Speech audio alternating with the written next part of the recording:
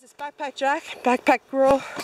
Backpack Boy is way up there somewhere, and we're out on a nature ride this morning. It's going to be another super hot one. We're just about at 100 degrees already, and it's getting worse. But anyways, I wanted to show you this for Southpaw Bushcraft. Dawn asked us to go out and identify wild edibles, and so I wanted to show you this little section of path here that's one of my favorites in our city. This guy right up here is a black walnut tree, and in a few months it'll start producing fruit, and in the fall black walnuts will be dropping off there and we can pick them up off the ground. Right over there, just before you get to the fence, is Staghorn Sumac, and that is really awesome. You can use that all months of the year. You can use the berries, the red berries. You can see the berry clustered to like a little cone shaped upside down pointing up to the sky fruit out of red. You can put that in water and soak it to make a nice, kind of tastes like pink lemonade. You can also do it hot. You can also scrape the bark off of that and make a tea out of that, the inner bark. And there's also resin on sumac trees that you can do, turn into a glue. So really super useful wild edible right in front of a field of cattails, which are also edible. You can get the top parts and take the pollen off.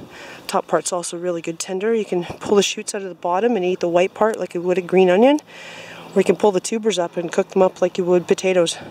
Roast them over a fire, boil them. I've never tried the roots before, but I really like the stems.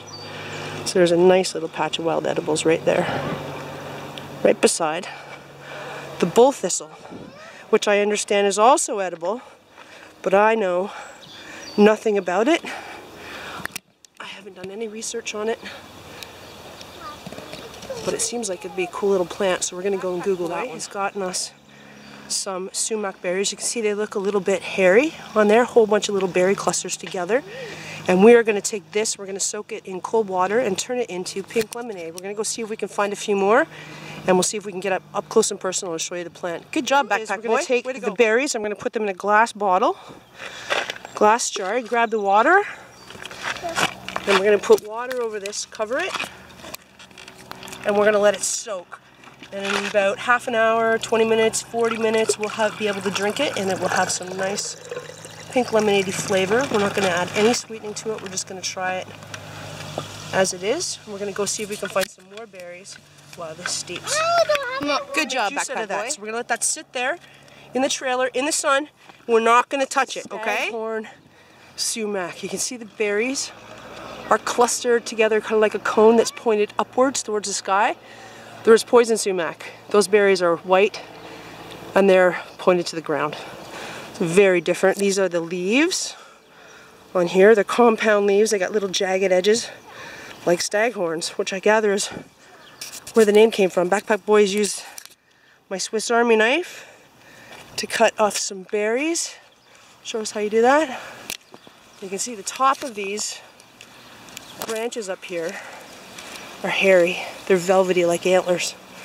They're very soft. Yep.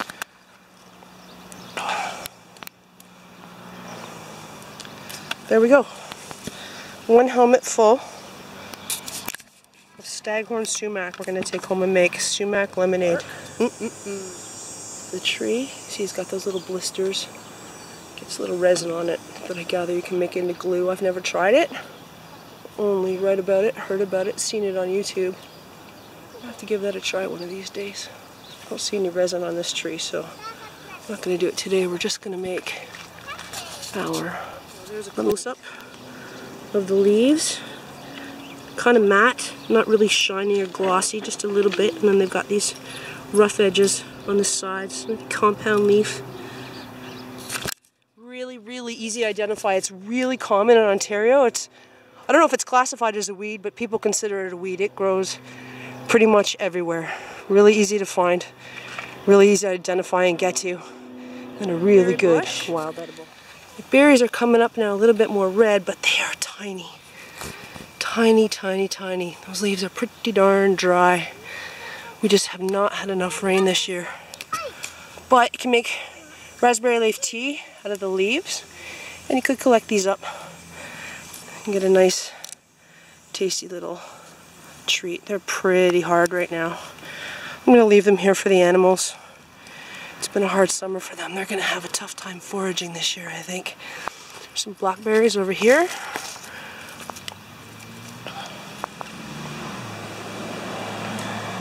Lots of fruit, but not very juicy. Beautiful beauty right there is a bull thistle. I know nothing about them. I understand they're a wild edible, but I know nothing other than that they have evil stickers and prickers on them, and every time I go to try to harvest something near them, I get jabbed. But we're going to Google and find out about wild edible properties of this. It's hot out here, I tell you what.